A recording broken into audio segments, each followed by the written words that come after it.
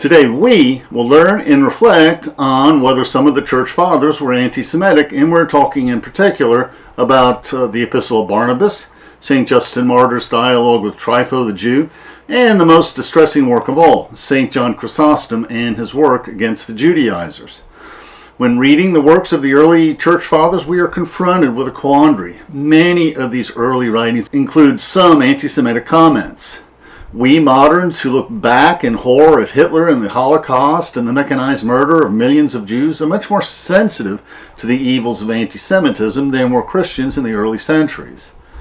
The lessons learned by Catholics at Vatican II and all post-war Christians is we need to be very reluctant when we slander the reputations of whole social groups. This can be just as dangerous and even more dangerous than slandering the reputation of any of our neighbors. At the end of our talk, we'll discuss the sources used for this video and the additional lessons we can learn from these sources. In my blogs that cover the topic. Please, we welcome interesting questions in the comments. Let us learn and reflect together.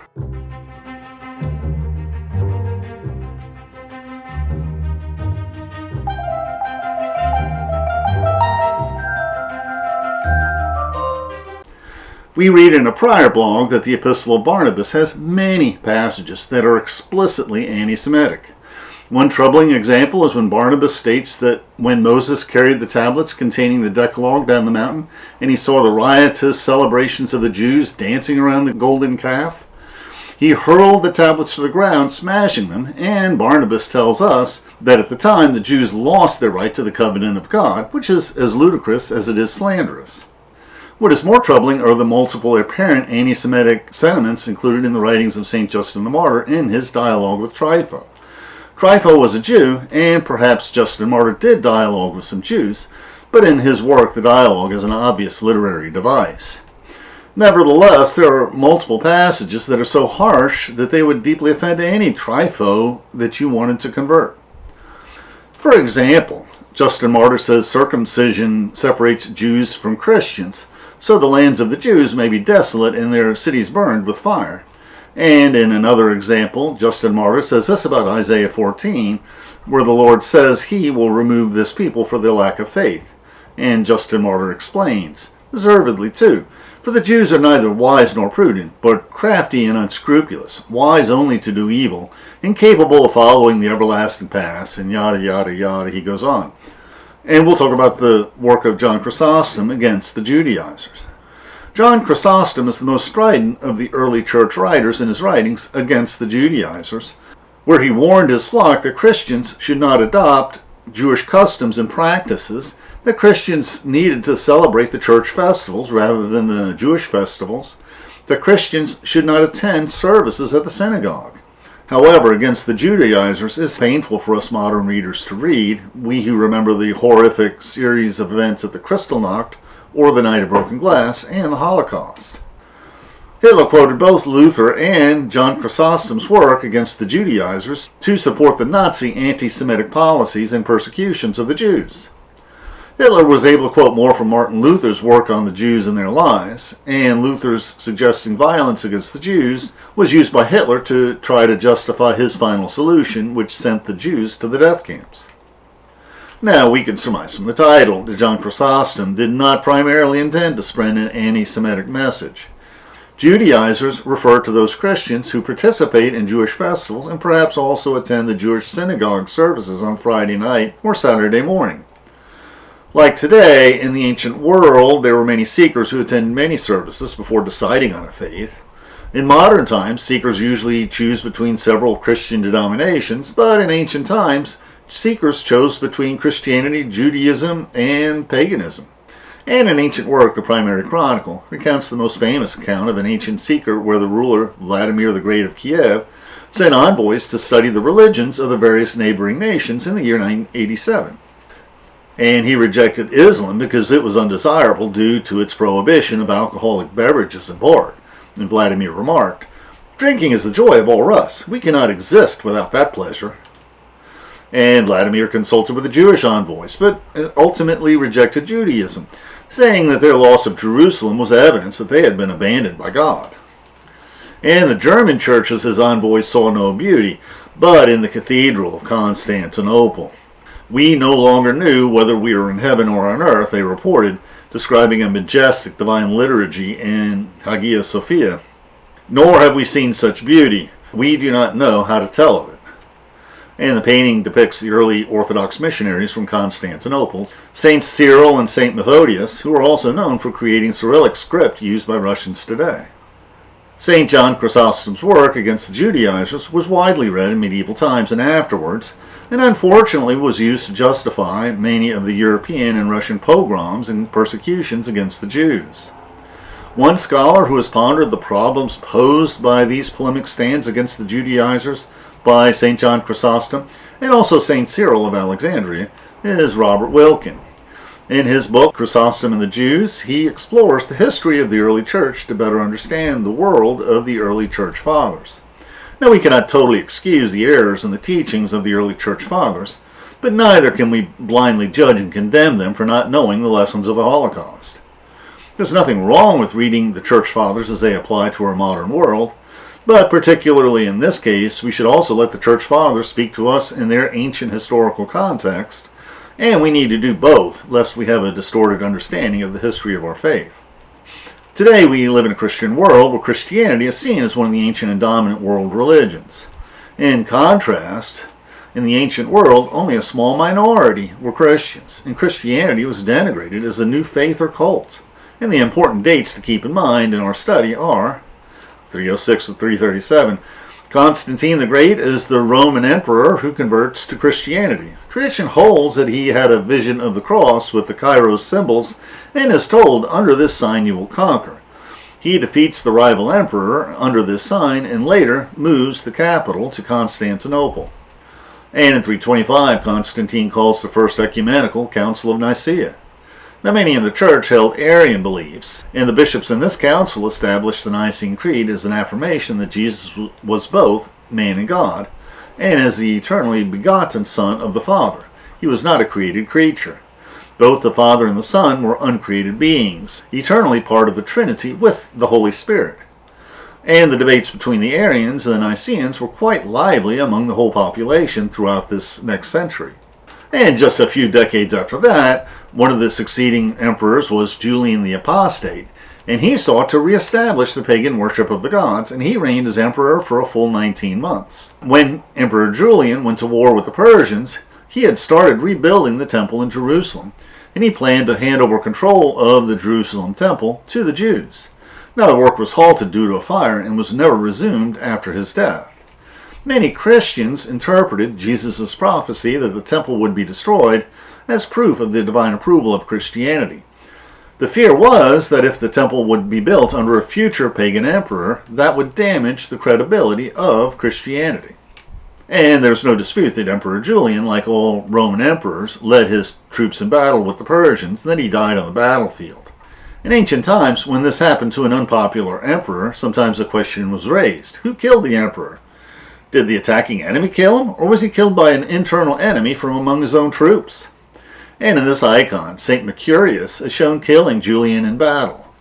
St. Basil, an old schoolmate of Julian, was imprisoned by Julian, and he prayed to St. Mercurius for assistance. And St. Mercurius answered in a vision, claiming to have speared Julian to death. Now, earthly appearances of martyred saints are common in stories about the saints. I just want to emphasize that this is a story. There's no historical basis for this account. Now, Wilken states that Julian's project to restore the temple had three purposes. One, Christ's prophecy of the temple's destruction would be negated, revealing him to be a mere man rather than the Son of God. And two, Christianity would be shown as illegitimate and apostate by legitimizing the observance of the Jewish law. And three, the Jews would ally themselves with the pagans in their religious reforms to restore sacrificial worship, both in the Jewish and the pagan temples. Wilken offers strong arguments that Julian's policy to reject Christianity, aborted decisively by his untimely death, enhanced Christian suspicions that the Jewish culture was more the enemy of Christianity than its source. Indeed, Julian argued that if the observance of the law was legitimate, then Christianity itself was illegitimate. And the early church fathers, John Chrysostom in particular, insisted that Christians had to choose whether they believed in either the Jewish law or the Christian gospel. St John Chrysostom's homilies on the Judaizers argued for the truth of the Christian religion. And not long after the death of the rogue emperor Julian the Apostate was the life of St John Chrysostom from 349 to 407. In 381 he was ordained as a priest in Antioch, which had a large and influential Jewish community. And in 397, a few decades later, he was appointed Archbishop of Constantinople. John Chrysostom did not always rail against the Jews. In numerous other writings, he praised the devotion of the Jews, setting them up as examples for Christians. Which means that John Chrysostom was a teenager during the reign of Julius, and nobody in the ancient world would have predicted that Julian would reign for just a few years. The pagan reign of Julian was recent history for John Chrysostom. And we'll talk about the ancient polemics and St. John Chrysostom, who was known as Golden Mouth for his rousing preaching. Robert Wilken devotes a chapter on preaching and the rhetoric of abuse, where he shows how the polemic oratory of Roman rhetoricians like Cicero was adopted by many early church fathers, and like the whole book is an interesting look at the early Roman Christian culture. St. Augustine, in his early writing on Christian doctrine, encourages preachers to study and use rhetorical devices in their preaching.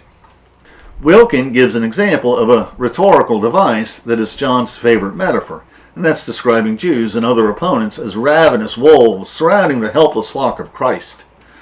John also preached, "Do not be surprised if I have called the Jews wretched and miserable, for they have received many good things from God, but yet have spurned them and violently cast them away." Wilken also observes, like the rhetors, the preachers expected shouts and cheers and applause and feet stomping. John complained about the love of applause, but like any other speaker, he sought and desired the adoration of the crowd. Most notorious are John Chrysostom's comments in his homilies against the Judaizers on the verses where the Jews shout, "Crucify him, crucify him," and where the Jewish mob shouts about Jesus, "Let his blood be upon us and our children." John asks, "Why do you have dealings with those who have affronted God? Is it not folly for those who worship the crucified Lord to celebrate festivals with those who have crucified him? This is not only stupid, this is sheer madness." Now, John Chrysostom may share the initials JC, but he is not Jesus Christ. The Church is obligated to hold Scriptures as sacred, but the Church is also free to denounce any erroneous teachings of the Church Fathers, who are, indeed, only human. And indeed, in both the decrees of Vatican II and the Catechism, the Catholic Church specifically condemns this misinterpretation of Matthew. Neither all Jews indiscriminately in ancient times, nor Jews today, can be charged with the crimes committed during the Passion suffered by Jesus on the cross. The Jews should not be spoken of us as rejected or accursed. This is not what the Gospel of Matthew reveals to us. John Chrysostom's polemic style also got him in trouble with Eudoxia, the emperor's wife, who assumed that John's denunciation of fancy dresses and perfumes were aimed at her. Eudoxia and other enemies had John Chrysostom condemned at a church council, which criticized his admiration for the Neoplatonist churchman Origen.